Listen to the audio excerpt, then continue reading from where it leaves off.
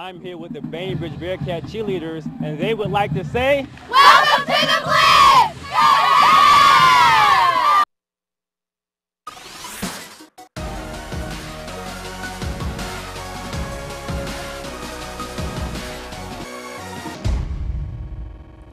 welcome to week 4 of the Blitz. I'm Joey Lamar. And I'm Matthew Doyle. A ton of great games going on tonight, but I don't think there's a better matchup than our Harvey's game of the week. Oh, I agree. It was Monroe versus Bainbridge, and last year, Bainbridge found a way to pull really a rabbit out of their hat against Monroe. They were down 6-0, and then they pulled off a fake punt with under 3 minutes left to go in the game and wound up stunning Monroe in that ball game. And earlier this week, Coach Charles Truitt reflected on that loss.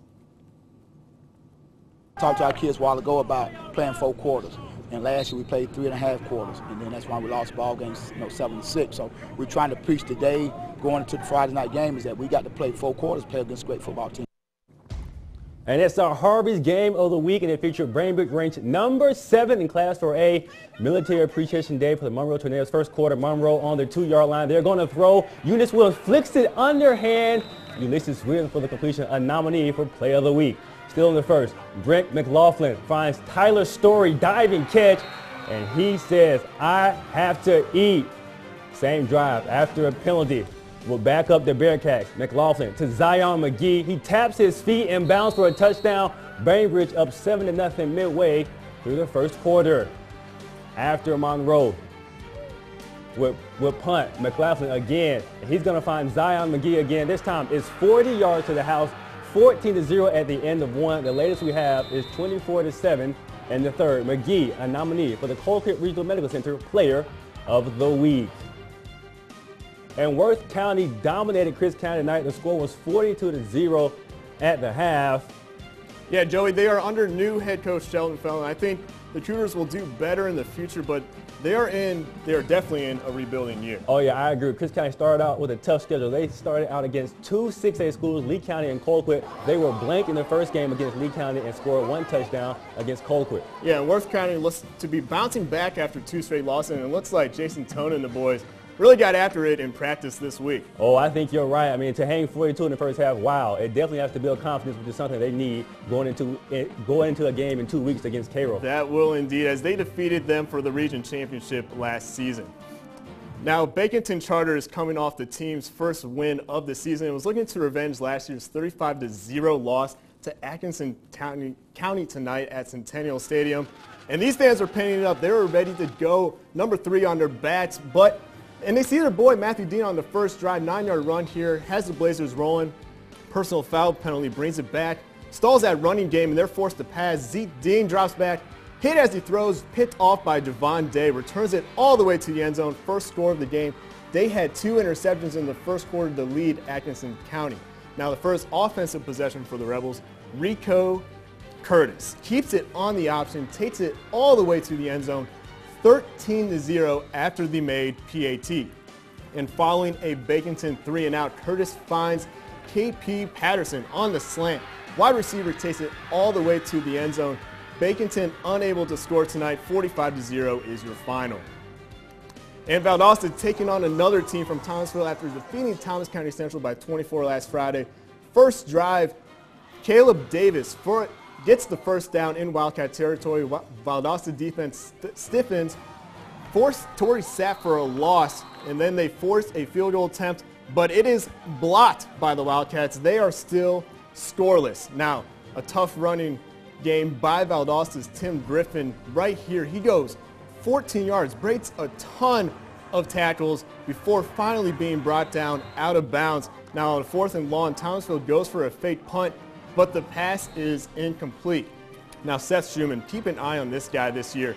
Wesley Field for the touchdown, 6 points, extra point no good. 6-0 Valdosta in the second quarter. Slow start, but Valdosta pulls away. 42-0 is your final.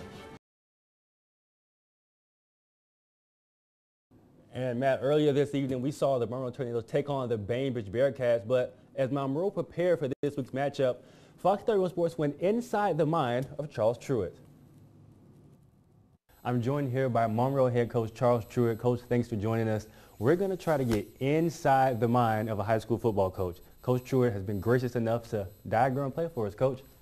Thank you very much, George. Thank you very much. This is our base run formation, one formation we like to run in.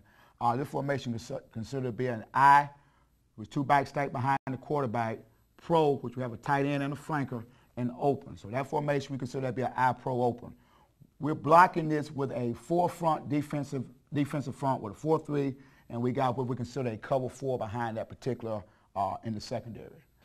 This play here we go run right here will be considered a lead play. It's like a power play for us. So what we'll do, the first thing we'll do, the center will release and block the Mike linebacker, which is the middle linebacker. Then we have a double team block on this tackle, which we want to try to get movement with him getting upfield. And then once we get movement, he will also come help and seal that Mike linebacker. And the tight end will release inside of that defensive end and seal the outside linebacker. Okay, so this tight end will not block the defensive end? No, he won't, no. And we consider that to be a kick block for us. We can run a lead 3 different ways. We could kick it, we could run a true lead, and we also consider to be a fan. But in this set, with this tight end set, we go kick this particular play here. Okay, so are you worried at all about just letting this guy run free? No, because we have this fullback assigned for this defensive end. His responsibility now is to kick that end out.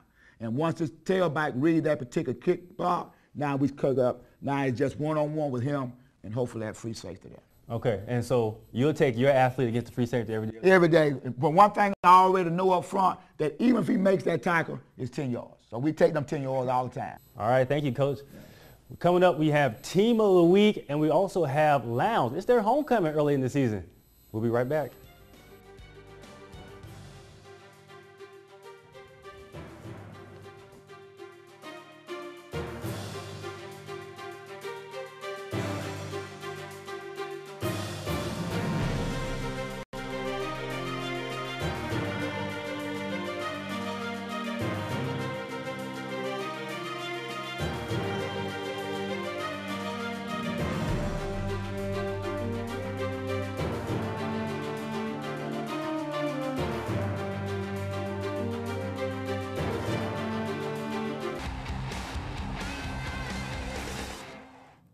Welcome back to the Blitz. Turner County is looking to become 3-0 for the first time since 2000.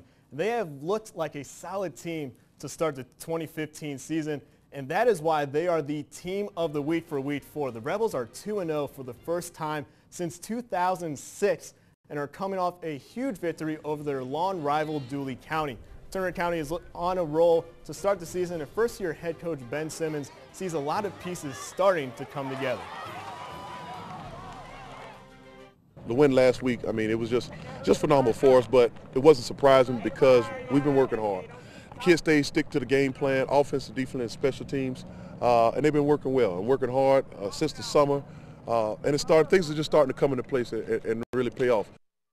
And let's head out to Turner County for their home opener, Military Awareness Night, honoring the military on the 14th anniversary of 9/11. Thank you to all those who have served in both teams.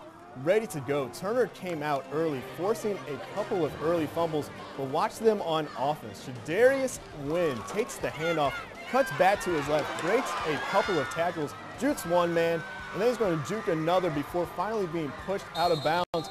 Turner County goes on to win 31-6, and they are 3-0 for the first time since 2000. Great accomplishment.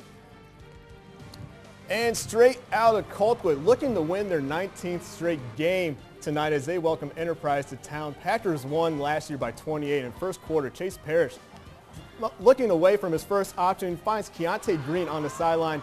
First down, Packers. Now the Wildcats, they're looking to score. Quarterback John Griffin sets up and is sacked quickly by Colquitt, and Enterprise has a chance to redeem themselves though. They give it to Dejon Flowers, and he is down the sideline, but not enough for the first ball. Now, Packers ball. Parrish is going to find his man Kyle Pollard, who had a great game tonight. He skips in to the end zone for one of his first of many touchdowns for the game. Colquitt goes on to win 51-14. Huge win for the Packers.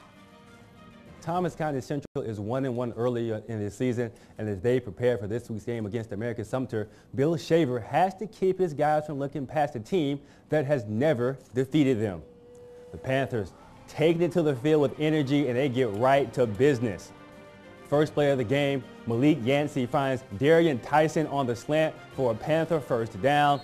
They know how to move the chain, so that's a good start for American Sumter. Next play, Yancey's going to hit Davion Johnson, and so does Alonzo Wallace. Knocks his helmet clean off.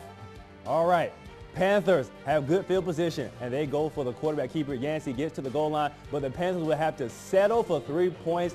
That has to be disappointing. Now, the Yellow Jackets start their first drive. Play action. Fools everyone. Keelis Williams goes deep to Quantavious Cooksey, but he can't grab it. Oh, my goodness. The very next play, the Jackets go deep again. Jeremy Palmer, he gets it, and the Jackets in the red zone. Hands it off to Nick Peach later for a touchdown. And Thompson County Central will win this game 47-29. Now, Tift County looking for their 4th straight win against Baldwin. And the opening kickoff, things starting off good if you're a Blue Devil. They're going to field the kick. And Baldwin, maybe a little too disciplined. They stay in their lanes too long. And the Blue Devils advance the ball into their territory. So they start with great field position. And you do not want to give Tift County great field position. Barry Bennett has been sensational for the Blue Devils, and he was again tonight. Scampers in for the touchdown. Devils on the board, 6-0. And the mascot let you know, that's my friend. That's my friend right there.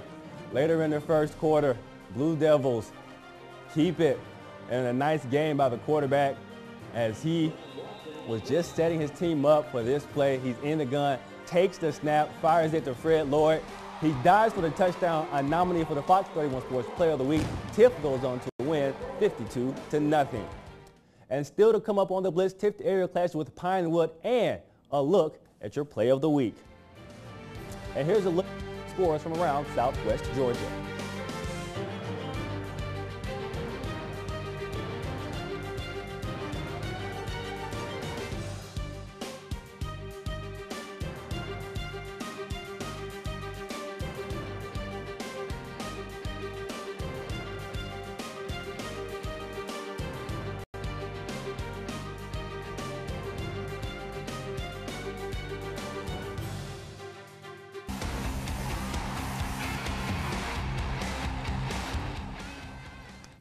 Welcome back to the Blitz. Lowndes and Rockdale County are two teams on different paths following their Week 1 result. Lowndes now 2-1 after dropping their first game, and Rockdale now 1-2 after winning in Week 1. And let's see if Lowndes can make it 3 in a row. Second quarter already up 35-0.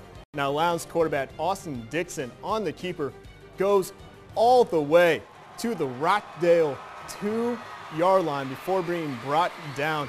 Great chase up right there. Now Lowndes, Michael, all you have to do is just give it to Michael Baird. He's going to sneak it in for the touchdown and make it 42-0 Vikings. Rockdale going deep on the next drive, but the pass is broken up by Toyshawn Roberts, and then Lowndes' Desmond Cropland on the run goes all the way to the Rockdale 20-yard line before being brought down, and a few plays later, it is Dixon on the keeper again. Goes in for the touchdown, 49-0 Lowndes in the second quarter, 63-0 is your final.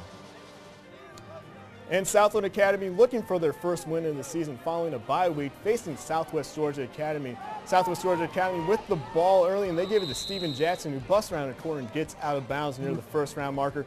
Nothing happens from that drive, and Southland, they're trying to get something going. Nice run with a couple of jukes. Makes a guy miss. First down Raiders. And Alex Roach is going to find Stephen Turton for a first down. Down the sideline, breaks a tackle, rumbles over the guy, and then later on, once again, it's going to be a nice run for Southland. He's going to bobble the ball here at the end, but he lands on it to keep control. Now there was, believe it or not, they did score in this game. The score is 7-0 after the first quarter. Stay with us for score updates from this game.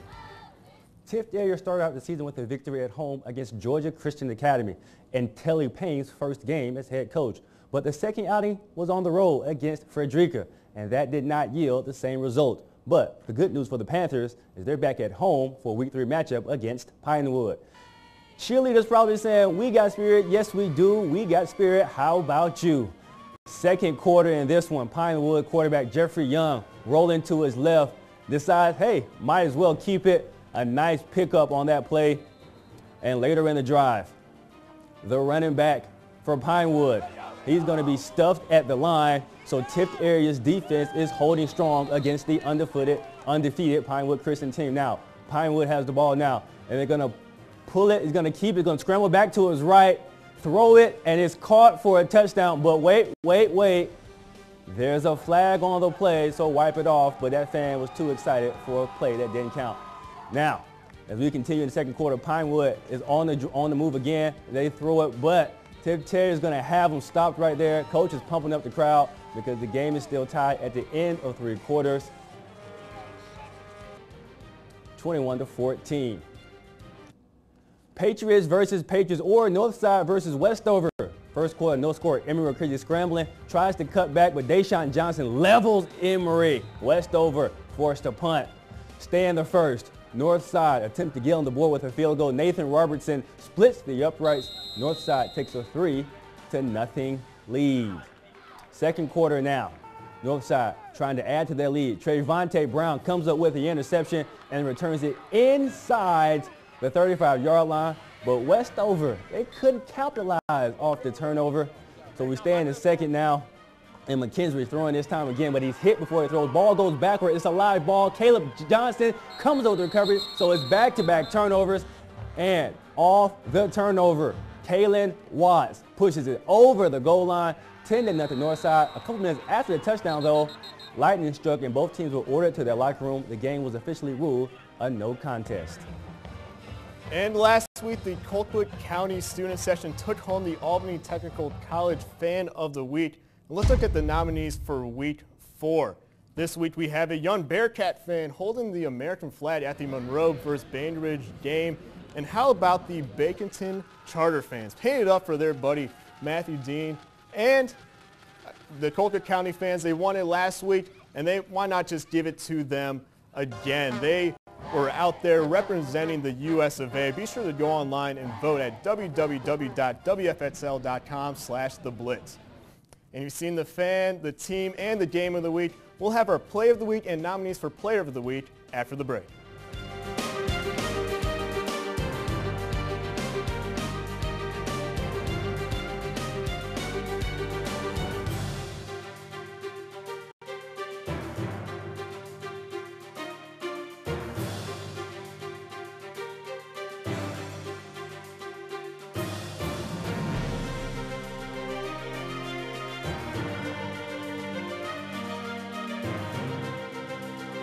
Welcome back to the Blitz. A lot of great plays on this Friday night, but one play really stood out to us. And it's our Fox 31 Sports Play of the Week, and it comes from our Game of the Week. And it's Ulysses Williams under pressure, flips it underhand for the completion to Ulysses Williams. What a play by both players.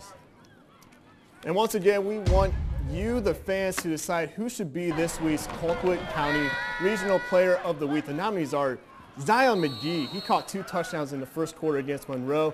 And Atkinson County's Javon Day. You saw his interception earlier, stepping it up on defense in the first quarter. He had 2 INTs, one that went for a touchdown, and the other one set up another touchdown for Atkinson County. And how about Colquitt County's Kyle Pollard? The receiver had 4 touchdowns in the first half. Big season so far. Go online and vote for your favorite player.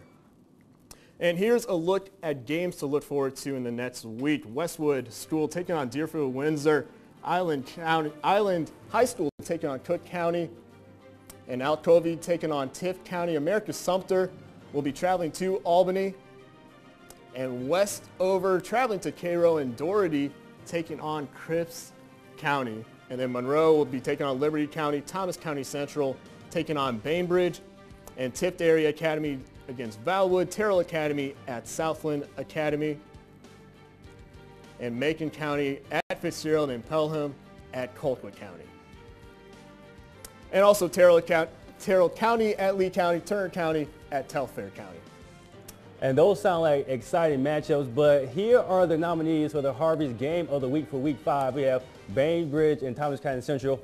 Bainbridge looked very good against Monroe tonight. Doherty looks to improve to 3-0 against Cripps County. Cripps County did not look good tonight. Doherty has a chance to go 3-0 for the first time since 1996. And Westwood at Deerfield, that's going to open up region play for those guys. And also Southland and Terrell Academy also opens up region play. So which of those games has you excited the most? Well, right now, I'm going to be looking most forward to the Deerfield, Windsor, and Westwood game. We finally get a region battle, and we'll see if Westwood has what it takes to beat the Knights, who lost tonight. Now, what about you? Okay, I'm looking forward to Bainbridge and TCC. Now, you know Bainbridge is ranked number 7 in the state. TCC looked very impressive in their game tonight. So I think we're going to see 2 Titans clash, and I think it's going to be a very, very exciting game. Yeah, should have a lot of great games coming next weekend. After a lot of blowouts, I'm hoping to see some very close games next week. Yeah, you know, like I think that's the way it happens right before that region schedule. A lot of coaches want to build the confidence of their players, so, you know, they may schedule what they consider some lesser opponents, and so sometimes that happens. Yep. Well, that's all the time we have for tonight. We'll be right back here next week. Thanks for joining us.